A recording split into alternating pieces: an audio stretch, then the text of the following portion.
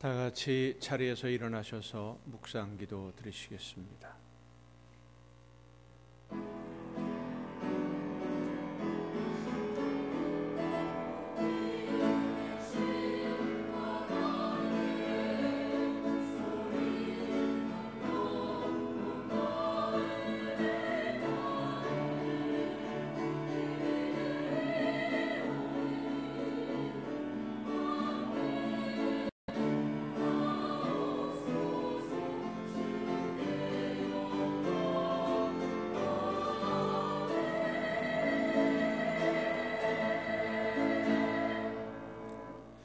우리가 마음의 뿌림을 받아 악한 양심으로부터 벗어나고 몸은 맑은 물로 씻음을 받았으니 참 마음과 온전한 믿음으로 하나님께 나아가자. 하나님은 영이시니 예배하는 자가 영과 진리로 예배할지니라. 아멘. 사랑과 은혜로 저희들을 품으시고 인도하시는 하나님 아버지, 오늘 거룩한 주일을 허락하시고 풍성한 사랑으로 이끌어 주셔서 한 마음으로 예배할 수 있도록 불러주심을 감사드립니다. 지난 한 주간 메마른 광야와 같이 거칠었던 저희들의 삶에 구름 기둥과 불 기둥으로 인도하여 주시고 은혜의 샘물이 마르지 않도록 복을 내려 주심에 감사를 드립니다. 거룩한 주일에 베풀어 주실 은혜를 사모하며 하나님 앞에 나와 예배하는 저희들에게 평안과 안식과 신령한 은혜로 충만한 기쁨을 누리게 하여 주시옵소서. 성령의 능력으로 우리 모두를 새롭게 하여 주시옵소서.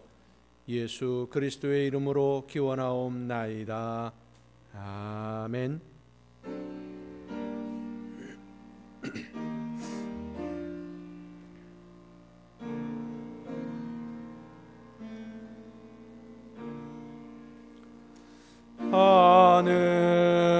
하늘에 계신 아버지, 이름 거룩하사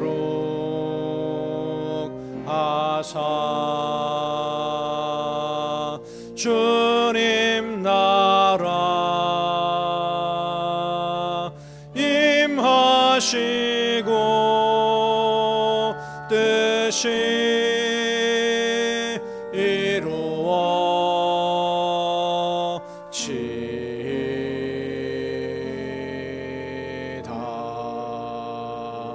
일용할 양식 주시고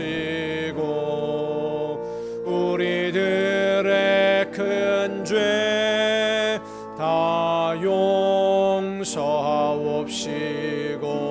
또 시험에 들게 마시고 악에서 구원하소서. 내게 주의 나라 주의 권세 주의 영광 영원히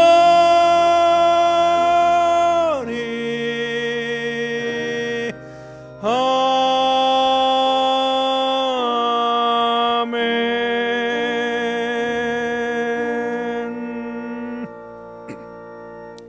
긍휼과 자비의 하나님, 하나님의 은혜를 사모합니다.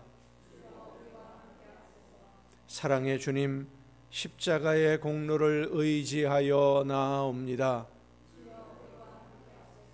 성령이시여 우리의 속마음을 감찰하시고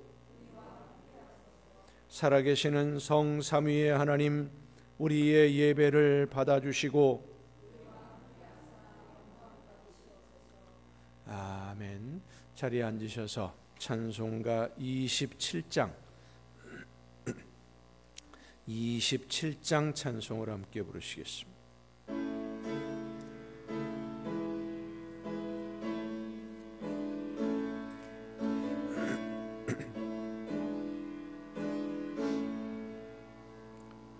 빛나고 높은 보좌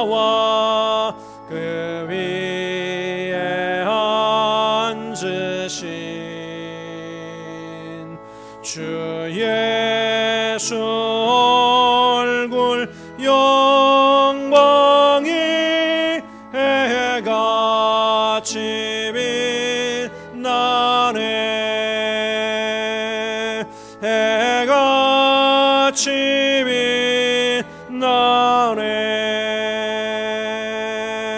지극히 높은 위엄과 한없는 자비를 무천사 소리 합하여 늘 찬송드리네.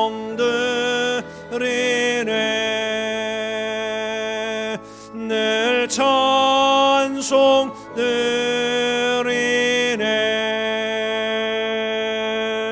영죽을 나를 살리려 그 영광 떠나서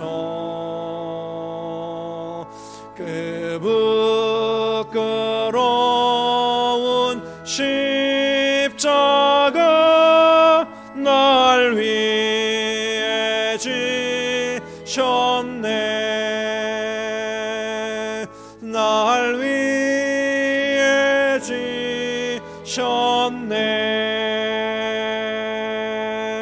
나 이제 생명 있음은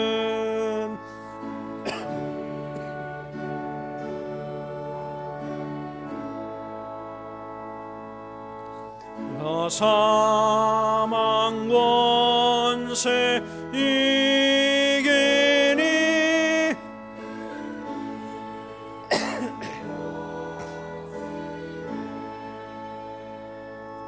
큰 기쁨 넘치네. 주님의 보좌 있는데 천한 몸 이르러 그 영광 몸소 회올 때 내 기쁨 넘치리. 내 기쁨 넘치리.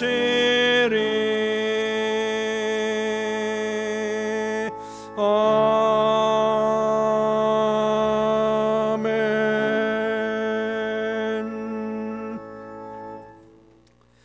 여호와여, 어느 때까지니까 나를 영원히 잊으시나이까?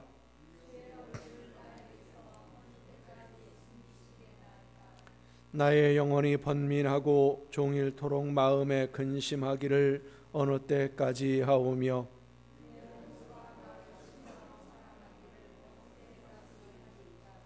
여호와 나의 하나님이여, 나를 생각하사 응답하시고 나의 눈을 밝히소서. 두렵건대 나의 원수가 이르기를 내가 그를 이겼다 할까 하오며,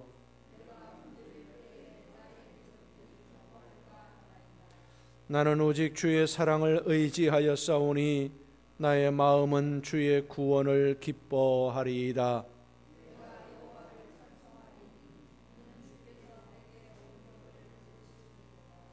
아멘.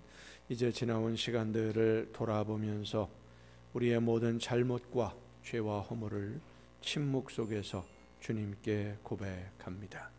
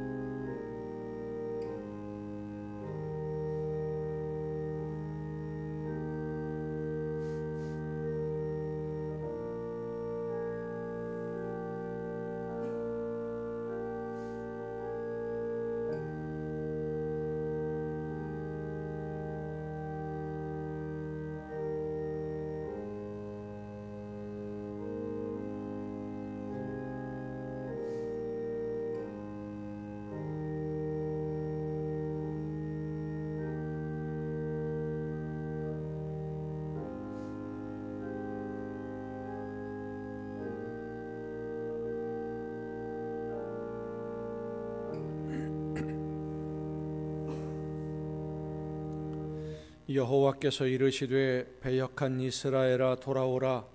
나의 노한 얼굴을 너희에게로 향하지 아니하리라. 나는 긍휼이 있는 자라 노를 한없이 품지 아니하느니라. 여호와의 말씀이니라. 아멘. 이 말씀은 우리를 사랑하셔서 우리의 모든 죄를 용서해 주시는 하나님의 말씀입니다. 다 함께 사도신경으로 우리의 신앙을 고백합니다. 나는 전능하신 아버지 하나님, 천지의 창조주를 믿습니다. 나는 그의 유일하신 아들 우리 주 예수 그리스도를 믿습니다. 그는 성령으로 잉태되어 동정녀 마리아에게서 나시고 본디오 빌라도에게 고난을 받아 십자가에 못 박혀 죽으시고 장사된 지 사흘 만에 죽은 자 가운데서 다시 살아나셨으며 하늘에 오르시어 전능하신 아버지 하나님 우편에 앉아 계시다가 거기로부터 살아있는 자와 죽은 자를 심판하러 오십니다. 나는 성령을 믿으며 거룩한 공교회와 성도의 교제와 죄를 용서받는 것과 몸의 부활과 영생을 믿습니다. 아멘. 찬송가 436장 찬송을 함께 부르시겠습니다.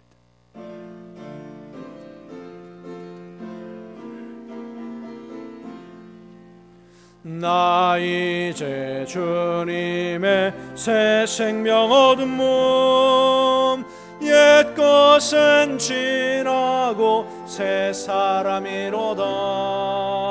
그 생명 내 맘에 강같이 흐르고 그 사랑 내게서 해같이 빛난다. 영생을 누리며 주 안에 살리라. 오늘도 내일도 주 함께 살리라. 주 안에 감추인 새 생명 얻으니 이전에 좋던 것 이제는 값없다. 하늘의 은혜와 평화를 맛보니 찬송과 기도로 주 함께 살리라. 영생을 누리며 주 안에 살리라. 오늘도 내일도 주 함께 살리라. 산천도 초목도 새 것이 되었고 죄인도 원수도 친구로 변한다. 새 생명 얻은 자 영생을 누리니 주님을 모신 맘 새 하늘이로다. 영생을 누리며 주 안에 살리라. 오늘도 내일도 주 함께 살리라. 주 따라가는 길 험하고 멀어도 찬송을 부르며 뒤따라가리라. 나 주를 모시고 영원히 살리라. 날마다 섬기며 주 함께 살리라. 영생을 누리며 주 안에 살리라. 오늘도 내일도 주 함께 살리라.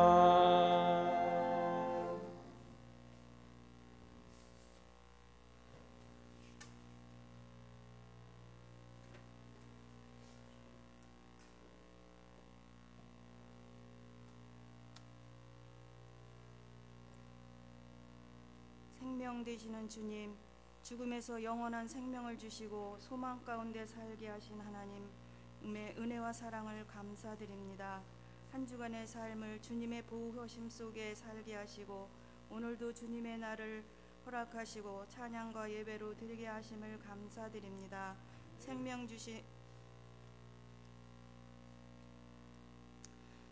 주신 그 크신 은혜와 사랑에 감사하며 온 마음 다해 감사로 드려지는 예배를 받아주시고 주님을 만나며 주님의 능력으로 덧입힘을 받는 귀한 시간이 되게 하옵소서. 사랑의 주님, 주님 은혜로 구원받은 저희들 주님만 바라보며 살기를 원합니다. 믿음이 연약하여 환경의 좌우로 치우치지 않게 하시고 말씀으로 무장하고 기도함으로 나를 이기고 세상을 이겨 하나님 자녀로의 삶을 바로 살아가게 하옵소서. 교회를 사랑하시는 주님, 주님의 몸된 교회를 사랑하시고 복내려 주옵소서. 성령 충만한 교회로 능력 있게 주님이 맡기신 사명 잘 감당하는 교회 되게 하옵소서. 담임 목사님 영과 육을 강건하게 하옵소서. 교회와 성도들을 주님 앞으로 이끄시며 목회의 길을 가시는데 피곤치 않도록 능력과 권능으로 함께 하옵소서. 코로나 바이러스로 온 세계와 나라와 민족이 삶의 어려움을 당하고 불편한 가운데 있습니다. 속히 전염병이 그치게 하시고 모든 것이 회복되어 안정된 삶을 살게 하옵소서. 지금까지도 이 나라 이 민족을 사랑하시고 지키시고 보호하신 하나님, 이 나라 이 민족을 불쌍히 여기시고 다시는 6.25와 같은 아픔을 겪는 일이 없도록 하시고 남북이 하나 되는 역사가 일어나게 하옵소서. 항상 이 땅에 평화만 있게 하시고 하나님을 섬기는 나라와 민족이 되게 하옵소서. 모든 교회가 주님 앞에 엎드려 부르짖는 기도가 있게 하시며 하나님 영광 가리지 않게 하시고 빛을 발하게 하옵소서. 이 어려움을 믿음으로 이길 수 있는 힘과 용기도 더하여 주옵소서. 예배를 돕는 모든 이에게 복을 내려주시고 구별되이 세우신 성가대가 정성을 다하여 아름다운 찬양으로 영광을 돌리게 하시고 기뻐 받으시옵소서. 오늘도 말씀 전하시는 목사님을 주님의 능력으로 붙들어 주시고 권세 있는 주님의 말씀으로 선포되어지게 하옵소서. 말씀 듣는 저희들 말씀과 성령의 능력으로 충만하게 하옵소서. 세상에 나아가 삶을 살아갈 때에 심령 속에 기쁨이 감사가 넘쳐나게 하시고 힘이 있고 능력 있는 삶을 살게 하옵소서. 아멘. 감사드리며 우리 주 예수 그리스도의 이름으로 기도드립니다. 아멘.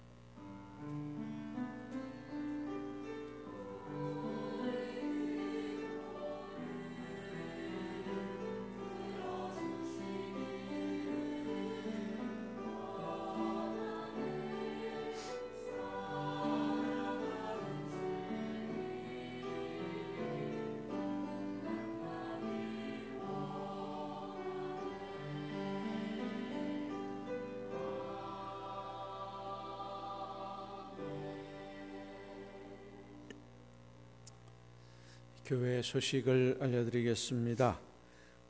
바이러스가 아직도 정복되지 못한 중에 있고 또 지난 주간에는 여러 교회들의 모임을 통해서 예배를 통해서 감염되는 사례들이 보고됨으로 인해서 더 많은 어려움들을 겪는 중에 있고 조심해야 될 그런 시기에 있습니다.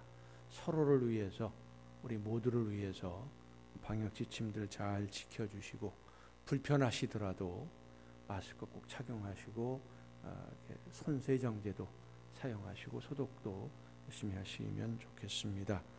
7월 둘째 주일을 우리 맥추감사 주일로 지킵니다. 맥추감사 주일부터는 같이 공동 식사를 할 수 있었으면 참 좋겠습니다.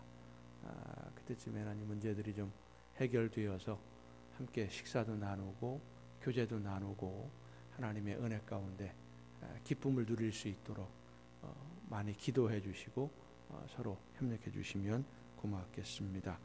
나머지 다른 소식들은 주보에 있는 교회 소식란을 참조하시기를 바랍니다. 이 시간 우리에게 주신 하나님의 말씀을 함께 듣습니다. 오늘 우리에게 주시는 하나님의 말씀 신약성경 요한복음 2장 18절부터 22절까지에 있는 말씀입니다. 요한복음 2장 18절부터 22절까지 말씀 봉독할 때 우리에게 말씀하시는 하나님의 음성을 듣는 귀한 은혜가 우리 모두에게 충만하게 임하시기를 축원합니다.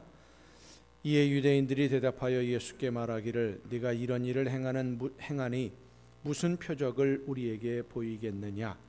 예수께서 대답하여 이르시되 너희가 이 성전을 헐라 내가 사흘 동안에 일으키리라. 유대인들이 이르되 이 성전은 46년 동안에 지었거늘 네가 3일 동안에 일으키겠느냐 하더라. 그러나 예수는 성전된 자기 육체를 가리켜 말씀하신 것이라. 죽은 자 가운데서 살아나신 후에야 제자들이 이 말씀하신 것을 기억하고 성경과 예수께서 하신 말씀을 믿었더라. 아멘. 말씀을 통해 하나님의 귀한 음성을 듣는 은혜가 이 시간 우리 모두에게 충만하게 임하시기를 축원합니다. 기도하시겠습니다. 은혜와 사랑으로 연약한 저희들을 오늘도 붙드시며 인도해 주시는 아버지 하나님, 말씀하시는 하나님의 음성 듣기를 간절히 사모하는 하나님의 자녀들이 그 말씀을 듣고 말씀대로 세상에서 살아가며 하나님이 기뻐하시는 열매를 맺기를 원하여 이 시간 아버지 앞에 나와 한 마음으로 머리 숙여 예배하며 마음의 문을 열어 하나님의 음성 듣기를 원하오니 이 시간 성령께서 우리 모두에게 임하여 주시사 말씀을 들을 수 있는 귀를 열어주시고 받아들일 수 있는 마음을 허락하시며 깨달을 수 있는 지혜를 허락하시사 하나님이 원하시는 대로 우리의 삶이 변화되어 나아가는 귀한 복된 삶으로 이끌어 주시옵소서. 연약한 종을 세우셨사오니 성령의 크신 능력과 권능으로 붙들어 주셔서 사람의 모든 연약함을 다 가리우시고 오직 하나님의 말씀만 전달하는 일꾼으로 도구로 사용하여 주시옵소서. 모든 것을 주님께 의탁하옵고 예수님의 이름으로 기도하옵나이다. 아멘. 여호와 하나님은 여러분에게 복을 주시고 여러분을 지키시기를 원하며 여호와 하나님은 그 얼굴을 여러분에게 비추사 은혜 베푸시기를 원하며 여호와 하나님은 그 얼굴을 여러분에게로 향하여 드사 평강 주시기를 원하노라. 아멘. 하나님의 은혜와 평강이 그 놀라운 축복이 이제로부터 영원토록 여러분의 삶과 가정과 자녀들 또 계획하는 모든 일들 위에 풍성하게 충만하게 임하시기를 축원합니다. 신종 바이러스 전염병과 싸우느라고 언제 계절이 변하는지 모르는 사이에 한 해의 절반이 훌쩍 지나가 버리고 말았습니다. 세월도 빠르지만 세상도 참 빠르게 변하고 있는 것 같습니다. 과학기술의 발전이 마치 비온 뒤에 죽순이 자라는 것처럼 그 변화를 예측할 수 없을 정도로 발전하고 있고 쉬지 않고 발전하는 과학과 더불어서 살아가는 사람들의 인식 그리고 가치관의 이 변화들은 어제와 오늘이 다르다라고 할 정도로 순식간에 사람들의 마음에 자리를 잡기도 하고 또 사라지기도 합니다. 그러면서도 뿌리 깊게 자리를 잡고 있는 민족성이라든지 가치관 이런 것들은 쉽게 사라지지 않음으로 인해서 이 가치관의 충돌, 민족성의 충돌로 인한 파열음들이 곳곳에서 들려오기도 합니다. 젊은이들과 어른 세대 사이의 가치관의 충돌은 이제는 옛날 이야기가 되어버리고 있고 청소년 세대와 청년 세대 사이에서도 충돌이 일어나고 있습니다. 그럼에도 한 가족이라고 하는 울타리 안에서 살아가야 하다 보니까 서로 부딪히는 일들이 많을 수밖에 없지요. 라떼 이즈 호스라는 말 많이 들어보셨습니까? 영어 같지만 영어가 아닌 아주 요상한 문구입니다. 라떼 이즈 호스, 말 그대로 직역하면 라떼는 말이다 라는 소리예요. 라떼 아시지요? 커피숍에서 즐겨 드시는 그 달달한 음료 라떼 모르세요? 아시잖아요. 그 라떼가 말, 소 하는 그 말이랍니다. 이게 도대체 무슨 말인가 해석이 필요한 분들은 젊은이들이 좀 이상한 표현으로 하지만은 어쩔 수 없습니다. 젊은이들의 말대로 꼰대일 수밖에 없습니다. 라떼이스 호스라는 말이 무슨 말인지 못 알아들으면 이 꼰대라고 하는 말도 시대에 따라서 의미가 다르게 쓰여지고 있어요. 60년대에는 나이가 많은 남자 어른을 의미하는 그런 말로 쓰였는데 70년대 들어서면서부터 나이가 많은 교사, 선생님들 혹은 좀 불량한 아이들이 친구들과 어울려 이야기할 때 자기 아버지를 함부로 말하는 의미로 쓰여졌던 단어가 이 꼰대입니다. 그러다가 요즘에는 자기의 구태의연한 사고방식을 젊은이들에게 강요하는 상사 혹은 나이 많은 어른을 비하할 때 쓰는 언어라고 백과사전에 실려 있습니다. 그게 꼰대랍니다. 라떼는 말이라는 라떼이소스라는 말이 이 의미가 내 생각을 다른 사람에게 강요하는 분들에 적용되는 그런 의미로 쓰여지는 말이에요. 흔히 우리가 그렇게 말하죠. 나 때는 말이야. 내가 어렸을 때는, 내가 너희 많았을 때는, 나 때는 말이야 라는 말을 언어적 유희로 라떼 이스호스라고 표현하는 겁니다. 우리가 일상생활에서 많이 사용하는 언어들도 시대가 변하면서 의미가 달라진 것들이 참 많습니다. 우리가 일상생활 속에서 많이 사용하는 말 중에 비방이라는 말이 있어요. 다른 사람을 헐뜯어서 이야기하는, 안 좋게 말하는 그것을 비방한다라고 하는데, 이 비방이라고 하는 말이 원래 무속에서 사용하던 용어입니다. 비술이라고도 하는데, 어떤 사람에게 좋지 않은 현상이 나타날 때 그 무속에서 말하는 액을 이겨내고 해결하기 위한 방법을 비방이라고 합니다. 근데 이 비방이라는 이 용어를, 그 방법을 내가 미워하거나 증오하는 사람을 해치는 비법으로 사용하기도 했어요. 그래서 누구를 비방한다라는 말은 그 사람을 해를 끼치려고, 해치려고 하는 좋지 않은 행동이나 말을 의미하는 뜻이 되기도 합니다. 비슷한 의미로 사용되던 그 단어 중에 방법이라는 말이 있어요. 요즘 우리가 어떤 문제를 해결할 때 어떤 방법을 쓸 거냐, 방법, 우리가 흔히 쓰는 말인데, 이 방법이라는 말도 무속의 용어입니다.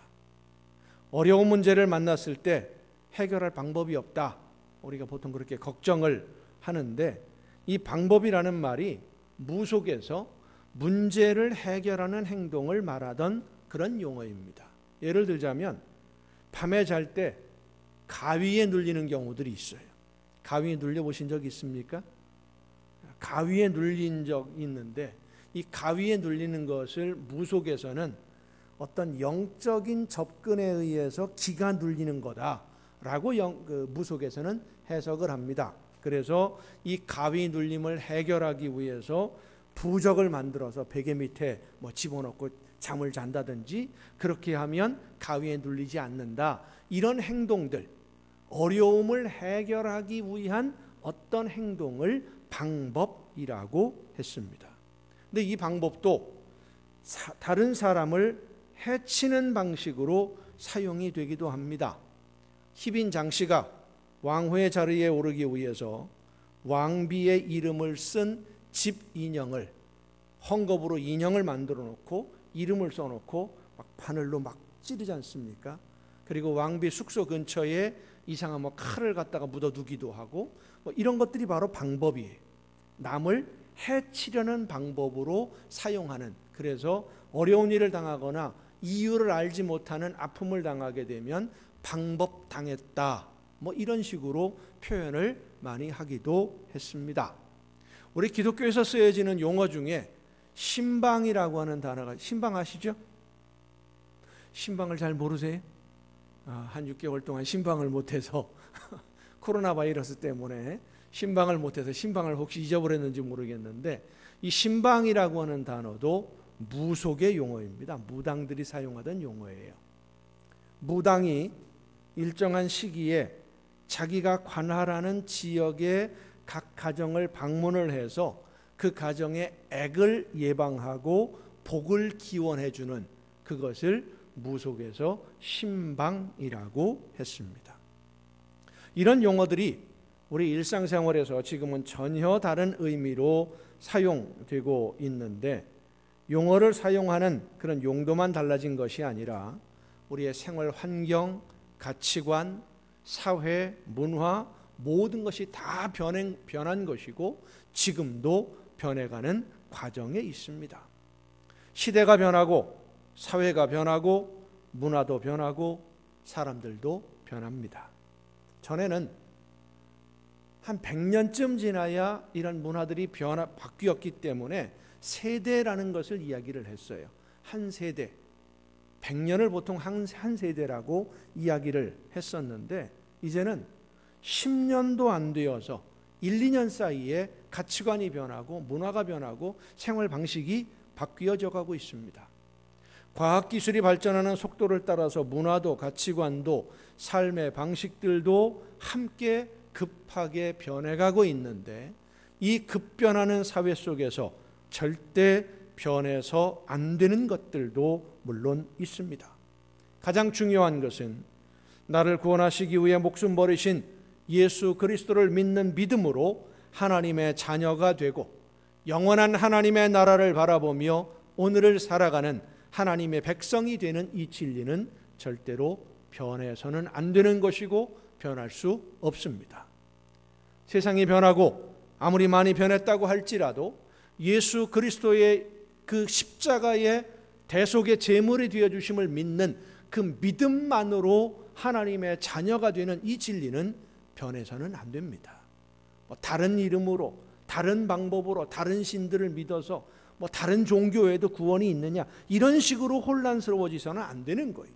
오직 예수 그리스도로 말미암아 우리는 하나님의 자녀로 구원받게 된 줄로 믿으시기를 바랍니다. 이 시간 성령의 역사하심으로 이 급변하는 사회에서 어떤 변화들은 우리가 앞서가야만 하고 어떤 것을 변하지 않도록 지켜야 하는지 말씀을 듣고 깨달음으로써 우리의 삶에 하나님이 기뻐하시는 열매가 더욱더 풍성해지는 은혜가 있기를 예수님의 이름으로 축원합니다. 오늘 본문 말씀을 보면 예수님이 유대인들과 논쟁을 하는 장면이 나옵니다. 예수님이 하신 어떤 일에 대해서 유대인들이 항의를 하고 따지고 논쟁을 하는 과정인데, 예수님이 어떤 일을 했느냐 하면 성전에 올라가셔서 장사하는 사람들을 다 내쫓아버리셨어요. 이 성전에서 장사하는 사람들은 성전 앞마당에서 성전에 제물로 드려지는 짐승들을 팔거나 다른 나라에서 온 사람들이 그 성전에 헌금을 드릴 수 있도록 성전에서 사용되는 돈으로 돈을 환전해 주는 그런 일들을 하는 사람들이었어요. 이 사람들은 성전을 관리하는 제사장들에게 합법적으로 허락을 받고 장사를 하던 사람들입니다. 그런데 예수님이 유월절이 다가올 때에 성전에 올라가셔서 그 장사하는 사람들의 모든 그 좌판을 다 엎어버린 겁니다. 성전에서 장사하는 사람들에게 있어서 유월절은 대목을 보는 시기입니다. 전 세계에 흩어져 살던 유대인들이 1년에 한 번 유월절이 되면 예루살렘 성전에 와서 하나님께 예배하고 제물을 드려요. 그게 바로 유월절입니다. 역사가 유세푸스라고 하는 사람의 기록에 보면 유월절에 한 해 유월절에 예루살렘 성전에서 제물로 드려지는 양의 숫자가 평균 잡아서 25만 마리랍니다. 일주일 동안 25만 마리를 잡아야 돼요. 그럼 하루에 몇 마리 잡는 거예요? 6일 동안 25만 마리면 하루에 4만 마리 이상을 죽여야 돼요. 한 곳에서 4만 마리 죽이려면 한 마리 죽이는데 시간 얼마나 걸려야 될까요? 1초도 안 걸려야 돼요. 그냥 순식간에 죽여나가야 되는 거예요. 더군다나 해가 떠서 해가 질 때까지만 양을 잡을 수 있으니까. 요세푸스의 기록에 의하면 6월절이 되면 이 짐승을 잡은 피가 흘러내리는 게 시냇물처럼 흘러내렸다 그랬어요. 그렇게 많은 재물들이 소비가 되는, 그래서 이 성전에서 장사를 하는 사람들에게 있어서 6월절은 한 해의 수입을 좌우하는 중요한 절기인데, 한 주간 동안 하는 그 기간인데, 이 대목 장사를 다 엎어버리니까, 망쳐버리니까 예수님이 유대인들이 예수님에게 따지는 겁니다. 무슨 권리로 이렇게 하느냐? 당신이 누구이길래 무슨 권한이 있어서 이런 행동을 하느냐? 성전에서 장사를 하는 것 옳은 일이 아니다 라고 우리는 생각을 합니다마는, 그 당시 유대인들이 볼 때는 지금까지 관례적으로 그렇게 해왔던 일이고 제사장들이나 바리새인들도 인정하는 일이었습니다. 성전에서 장사하도록 허락하는 것이 하나님의 뜻에 합당한 것이냐 아니냐 하는 문제는 논의의 대상이 아니었습니다. 언제부터 그랬는지 모르지만 그렇게 하고 있었고, 아무도 그것에 대해서, 장사하는 것에 대해서 문제 제기를 하지 않았는데, 예수님이 문제 제기를 하는 정도가 아니라 그냥 아주 과격하게 판을 뒤엎어버린 겁니다. 무슨 권한으로 이렇게 하느냐 묻는 유대인들에게 예수님은 전혀 생뚱맞은 대답을 하십니다. 너희가 이 성전을 헐라. 내가 사흘 동안에 일으키리라.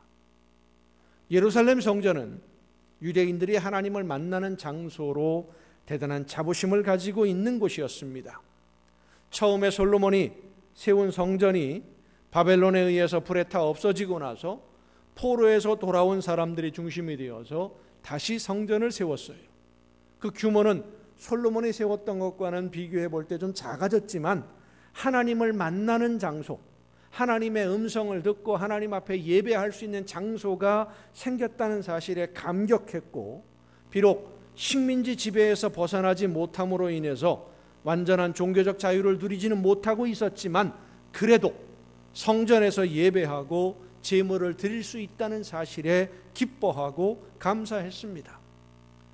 그리고 그들의 마음속에 언젠가는 이 성전에서, 이 예루살렘 성전에서 마음껏 자유롭게 예배하는 그날이 올 것이라고 기대하고 있는 그 성전인데, 그 성전이 이 유대인들에게는 유일한 희망인데 성전을 헐어버리라? 이 무슨 말도 안 되는 얘기입니까? 성전이 성전다워야지 이런 장사나 하는 성전은 이제 필요 없다라는 것일까? 마태복음에 보면 기록된 바 내 집은 기도하는 집이라 일컬음을 받으리라 하였거늘 너희는 강도의 소굴을 만드는도다. 예수님이 말씀하십니다. 강도의 소굴을 만들었다. 아주 과격한 발언이, 하나님께 예배하는 성전이 아니라 장사하는 사람들이 부당하게 이익을 얻고 그 부당한 이익으로 인해서 성전을 운영하는 이런 강도의 소굴인 성전은 이제 필요 없으니까 부숴버리는 게 낫다라고 말씀하시는 것일까? 유대인들은 성전을 단순한 건물로 생각하지 않았습니다. 자신들의 삶의 뿌리이기도 하고 나라가 존재하는 목적이기도 하고 모든 희망과 내일의 약속을 이루어줄 수 있는 유일한 장소, 하나님의 능력이 임하는 유일한 장소가 바로 성전이었어요. 그들의 신앙의 전부였고 그들이 믿는 신앙의 출발이었고 신앙의 마지막이 바로 성전이라고 할 수 있습니다. 요한복음 4장에 보면 예수님이 사마리아 수가성 우물가에서 한 여인을 만나서 대화를 하는 장면이 나오는데, 이 여인이 예수님에게 묻습니다. 우리 조상들은 이 산에서 예배했는데 당신들의 말은 예배할 곳이 예루살렘에 있다고 합니다. 어디서 예배해야 하나님을 만날 수 있습니까? 하고 이 여인이 예수님에게 질문하니까 예수님이 뭐라고 대답하시느냐 하면, 여자여 내 말을 믿으라. 이 산에서도 말고 예루살렘에서도 말고 너희가 아버지께 예배할 때가 이르리라. 대답해 주셔요.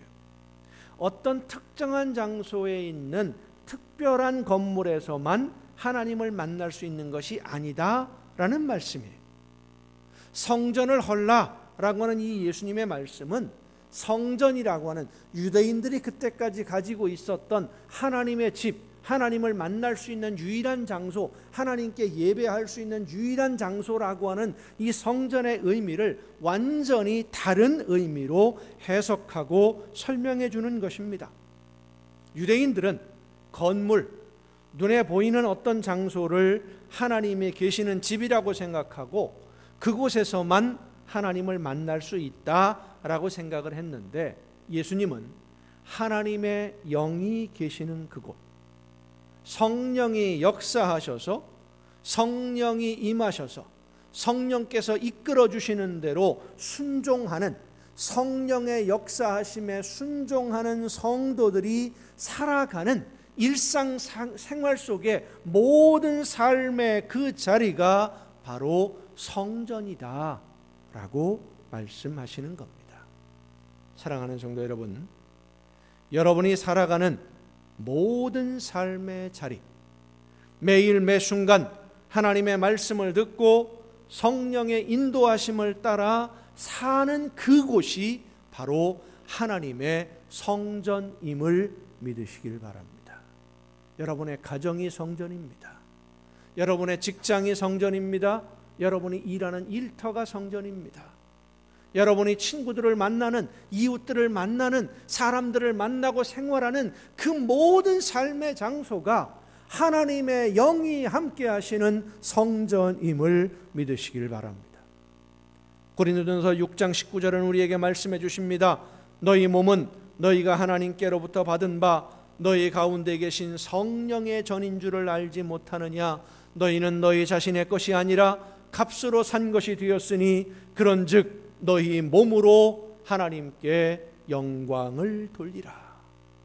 우리의 몸, 우리가 살아가는 그 모든 삶의 현장들이 하나님의 영이 거하시는 성전이, 그래서 몸으로 하나님께 영광을 돌리라 말씀해 주는 것입니다.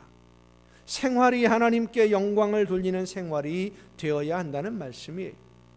예수님은 우리 믿는 성도들에게 너희는 세상의 빛이라고 말씀하십니다. 너희는 세상의 소금이라고 말씀하십니다. 세상의 빛이다, 세상의 소금이다. 세상을 밝게 비추는 것이 예수님의 제자들의 모습이에요. 세상의 빛이라 하신 이 예수님의 말씀을 우리가 잊지 말아야 됩니다. 교회 안에서 빛이 되라고 하지 않으셨어요.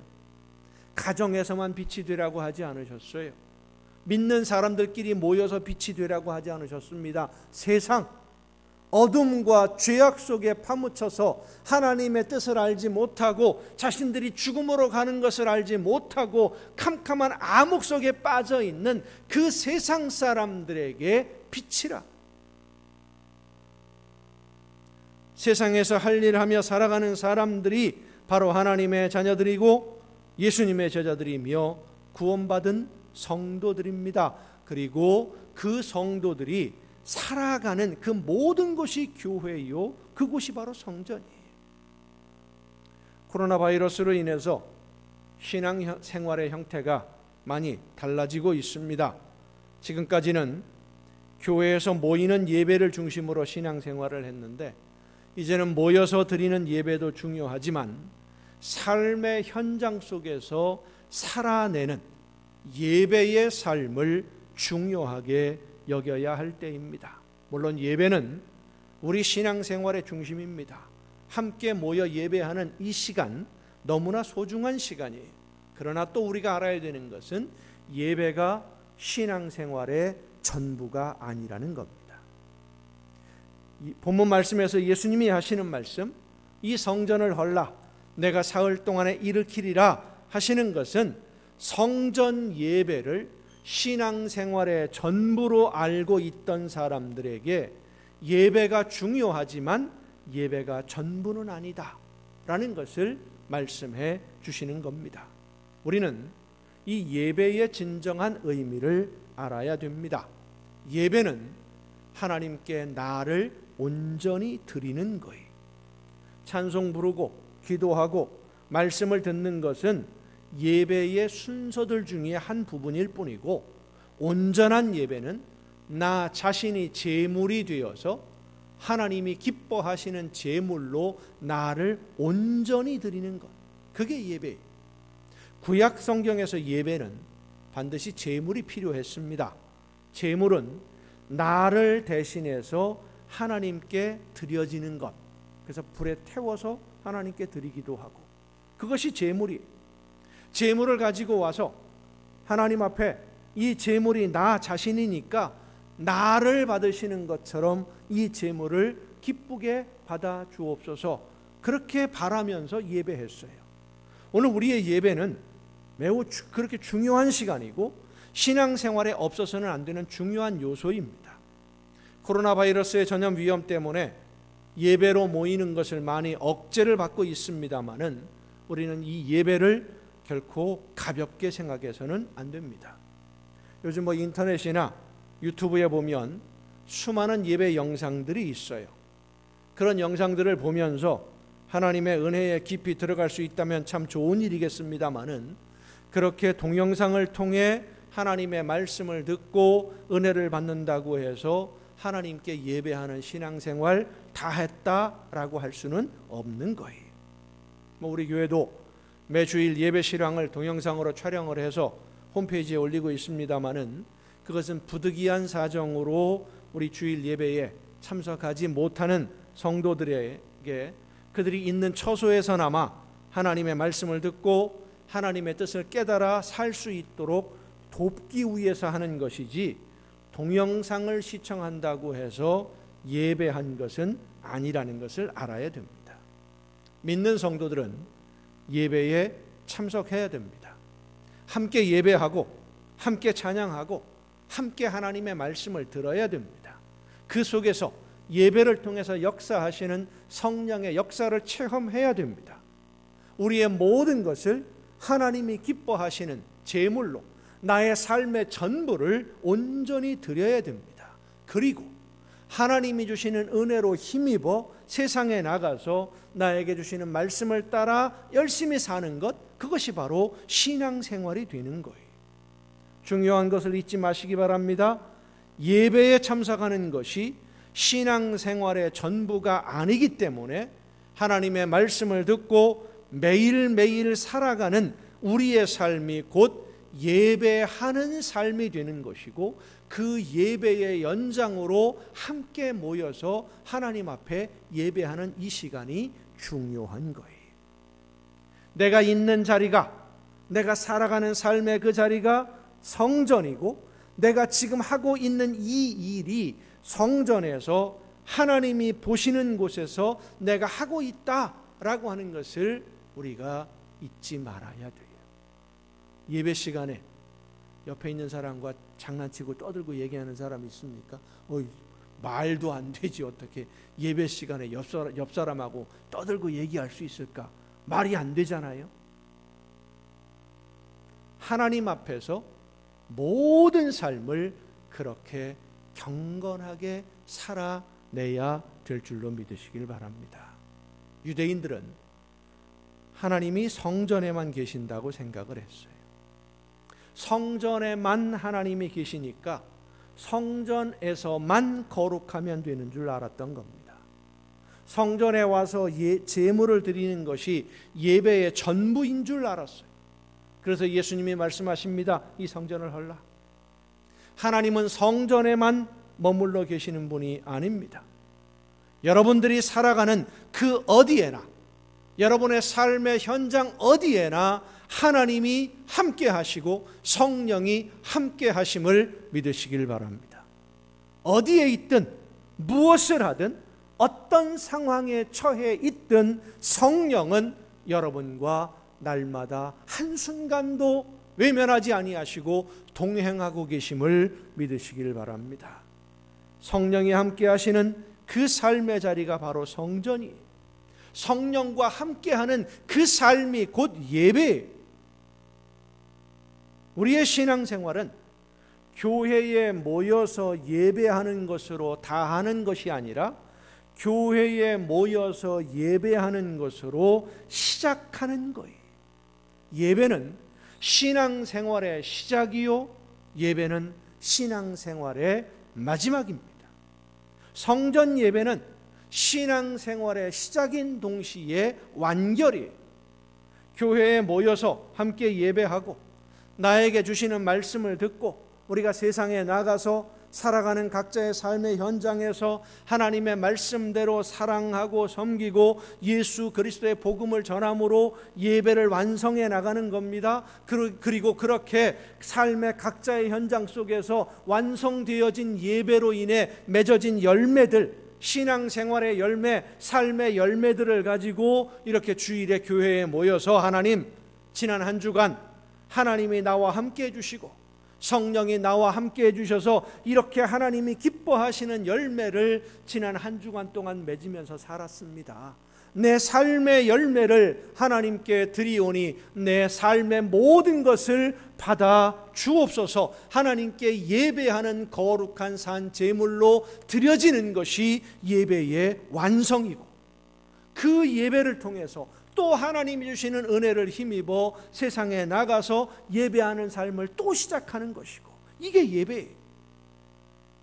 예배는 하나님이 나와 함께 하셨음을 확인하고 감사하며 은혜를 더 많이 받는 시간인 동시에 성령이 나와 함께 하심의 증거인 삶의 열매를 하나님께 드리는 시간입니다. 하나님이 기뻐하시는 온전한 예배의 삶을 살아내는 여러분 모두가 될 수 있기를 간절히 바랍니다. 미국의 유명한 복음주의 교회의 목사로 부흥사인 척 스미스 목사님이 있습니다.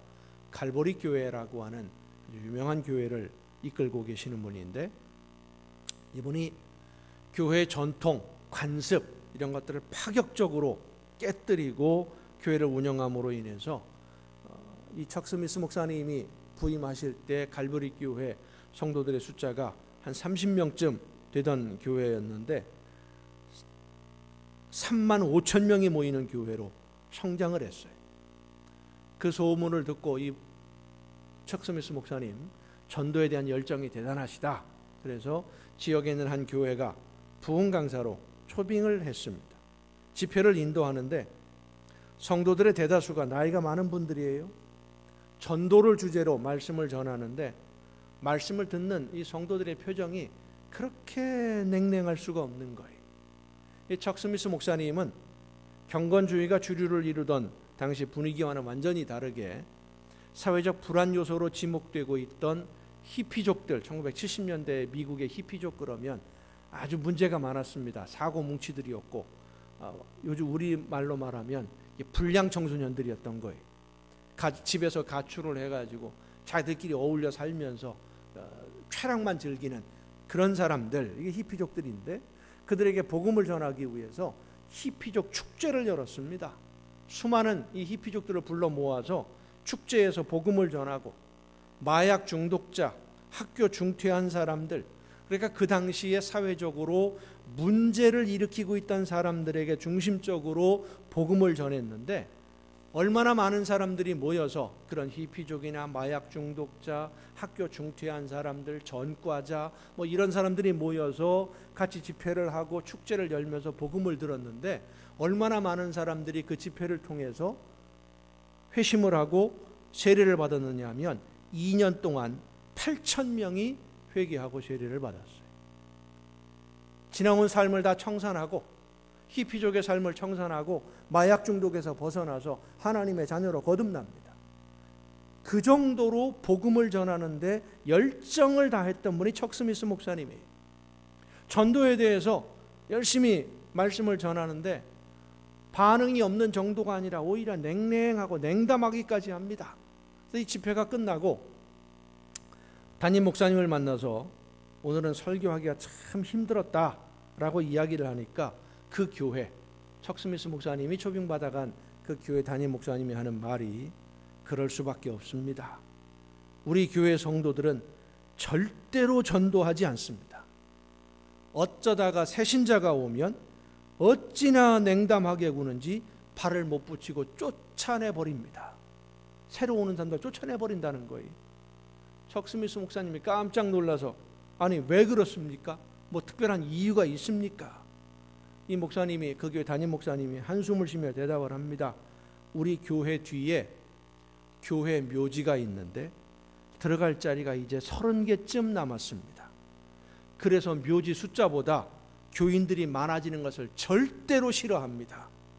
다른 사람에게 묘지 자리를 빼앗길 것 같아서 한 번도 예배에 빠지지 않고 열심히 출석합니다. 그러니까 이 교회에 있는 사람들은 예수 그리스도를 구주로 믿고 고백하고 예수님의 제자로 하나님의 자녀로 신앙생활하는 게 아니라 왜 교회에 모이는 거예요? 공동묘지에 들어가려고, 교회 묘지에 들어가려고. 그게 예배하는 목표예요. 그들은 자기 욕심을 위해 교회에서 하는 예배라는 행사에 참석하는 것이지 하나님께 예배하는 사람들은 아닌 것이죠. 사랑하는 성도 여러분, 우리 모두의 삶이 하나님이 기뻐하시는 예배하는 삶이 될 수 있기를 바랍니다. 성령이 함께 하시고 역사하시는 그 능력을 힘입어서 말씀에 순종하고 사명을 감당함으로 날마다 하나님이 기뻐하시는 열매가 더 풍성해지는 복된 신앙생활이 될 수 있기를 바랍니다.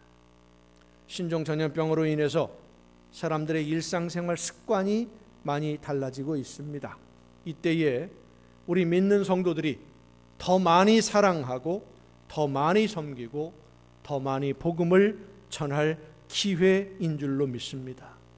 바이러스로 인해서 우리 자신들도 힘들고 어렵습니다마는 우리의 도움을 기다리는 이웃들을 찾아가서 더 많이 사랑하고 더 많이 섬기며 더 많이 복음을 전할 수 있는 기회로 삼을 수 있기를 바랍니다.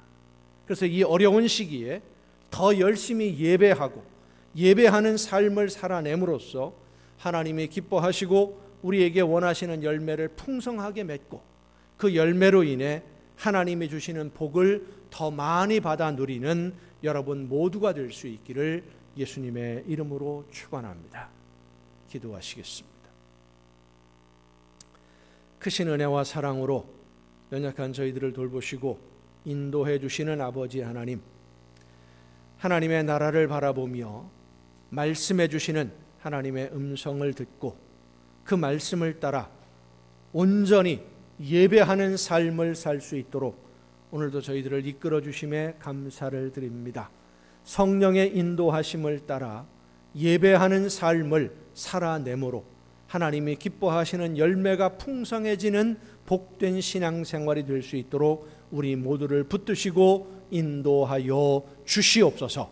날마다 주님과 동행하는 예배의 삶을 살아가게 하여 주시옵소서. 이 모든 말씀을 예수님의 이름으로 기도하옵나이다. 아멘. 이제 우리에게 주신 하나님의 말씀을 생각하면서 오늘 이 세상에 어려움들, 환난과 시련들, 성령의 역사하심에 순종하지 아니하고 사람의 욕심을 따라 살아가느라 망가져버린 이 세상, 우리 믿는 성도들이 성령의 인도하심을 따라 예배하는 삶을 살아냄으로써 모든 것을 회복하는 일꾼으로, 도구로 쓰임받을 수 있도록 나를 통하여 역사하여 주옵소서.